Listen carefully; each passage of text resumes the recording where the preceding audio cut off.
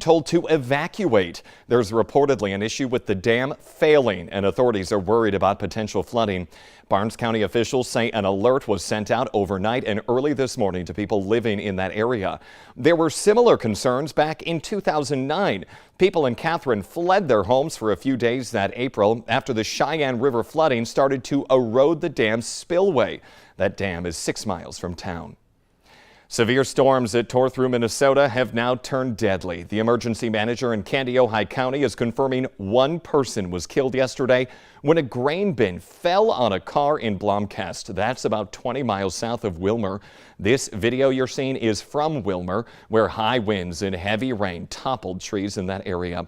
Meanwhile, South Dakota officials are confirming a fatality in Sioux Falls. They plan to release details about that later today. There was also significant property damage in Castlewood. That's just south of Watertown. Homes are in tough shape. The school there even lost part of its roof and siding. About a dozen injuries are reported. Some patients even had to be airlifted to the trauma center in Sioux Falls. In Brookings, South Dakota State University is closed today because of power outage and recovery efforts there. In our neck of the woods, major destruction from storms that slammed the Southern Valley will be keeping people busy today and through the weekend. That's where we find the Valley Today's J.C. Dodd. She joins us live in Wahpeton this morning. J.C., what are you seeing out there?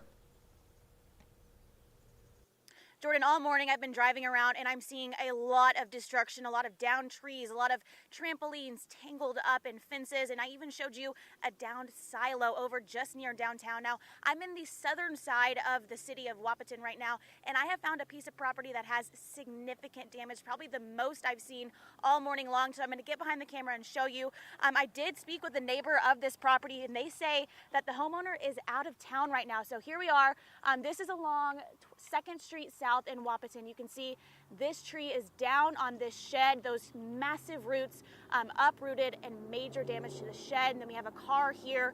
Now I'm gonna slowly take you to the front lawn of this exact house, and you have another tree here snapped in half. Massive destruction. There is actually a sign behind that trunk, that tree trunk right there, that is also down. So a lot of destruction just on this one piece of property in Jordan. Like I've said all morning, it's this picture very similar across town. It seems like every other block you see a downed tree, a downed fence, a trampoline tangled up. So a lot of destruction. I've talked to some locals, and it's going to be a long day and a long weekend for cleanup here in Wahpeton. Intense destruction there. Those huge trees just pulled right out of the ground. J.C. Dodd reporting live in Wahpeton this morning. Thank you very much. Lisa Green was tracking those storms as they move through this morning. She has the very latest on what we can expect as we head through the day and try to clean up. Good morning, Lisa. Well, good morning. The storm system that churned up those thunderstorms is actually not done with us yet. The overall low still working its way through, and it's going to stir up more wind in general around the valley, and that's going to lead to some unique sets of problems here for today as well as you're trying to clean up. So we'll be talking about that here. Otherwise, it's looking beautiful. We've got that sunshine. We saw it down in Wahpeton, and here in Fargo, we're seeing that sun and drier conditions. We're at 54 degrees in Fargo, so temperatures are fairly mild this morning to start. It's 56 in Grand Forks, Thief River Falls 57, 60 in Bemidji, and we've got sunshine in Fergus Falls at 54, 52 in Devil's Lake. You can see our camera shaking just a little bit in that wind here this morning. Let's take a look at those winds. They're out of the south. We're looking at wind steady speeds in the teens, 20s, even 30s for your steady winds. And then, of course, you see our strongest gust this morning is in Grand Forks at 51 miles per hour already. And then in the Southern Valley, we've got some gusts that have been getting into the 30s and 40s in southeastern North Dakota. Fargo, a gust to 38. Over in Jamestown, we were in the 40s, taking a little break here at 32 miles per hour. Still windy in that area. And we'll be windy to the east, too. It just won't be as strong. It'll take a little bit for that wind to come to you as well. So we've been watching that round of rain depart, and then here comes that low. You can see kind of that rain swirling around it in northwestern parts of North Dakota. The low will start moving eastward. That will bring us an increasing chance for some showers, especially in the Northern Valley heading into the afternoon. And it's that system itself, still very powerful, that will stir up those stronger winds throughout the day today. So it's going to be very windy out at the bus stop, both heading to school and heading home. We're looking at temperatures this afternoon into the upper 60s to even maybe be a low 70 or 2 in the southern end of the valley. Northern valley are more likely to be in the 50s and 60s with more clouds and a few showers there.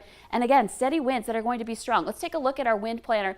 Expect winds to increase as the day goes on. So by noon, more places getting gusts into that 50-mile-per-hour range. By the afternoon, 65. We could see winds that strong in those areas where we're under a high wind warning. Now this is the high end. Not everybody will see that gust, but if you do, that's in the range of if we had a thunderstorm producing that wind, a severe thunderstorm warning. And so that can cause damage to more trees, maybe some limbs coming down in those places, and conditions that are going to be tough for travel. And then on top of that, we've got waterlogged conditions out and across the valley, and that leads to more uprooting of trees with those kind of winds as well. And floodwaters are also going to experience potentially some waves on them as well. So it's going to be a tough day today when we factor in that wind, Jordan. Yeah, it's really disrupting plans. At the bottom of your screen, you see we've been scrolling those school closings. And Lisa, you were tracking some outages earlier. What did you find with those? Well, in those areas where we have closings, there are numerous outages from various co-ops and power companies around the valley, specifically in Lakes Country, from Wadena back in through Otter Tail County and down into Wilkin County as well, which is not surprising given how many trees and limbs have come down with the storm system. And more to watch out for today with that high wind, as you mentioned. All right, Lisa, thank you today. We're used to some winter whiteouts, but take a look at these incredible shots of a massive dust storm that caused blackout conditions on many roads. This system moved through South Dakota, Nebraska, and Iowa yesterday. It forced drivers to slow down or even pull over and stop. In Sioux Falls, the storm was accompanied by 80-mile-an-hour winds.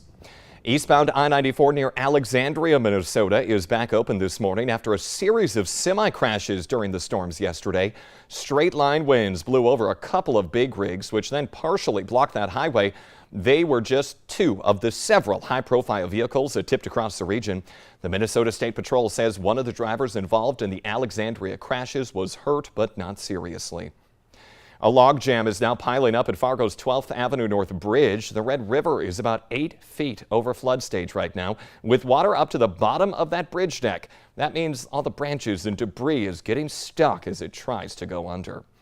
The Lindenwood Park Loop in South Fargo is also temporarily shut down. The Park District says rising water there is now impacting that new road. Barricades are in place to keep people safe. The loop that goes past the main shelter will be closed until further notice. Honoring law enforcement's fallen officers. Fargo City Hall was lit up in blue overnight to recognize Peace Officers Memorial Day in North Dakota. It's a time to pay tribute to officers who died while protecting our families, homes, and communities.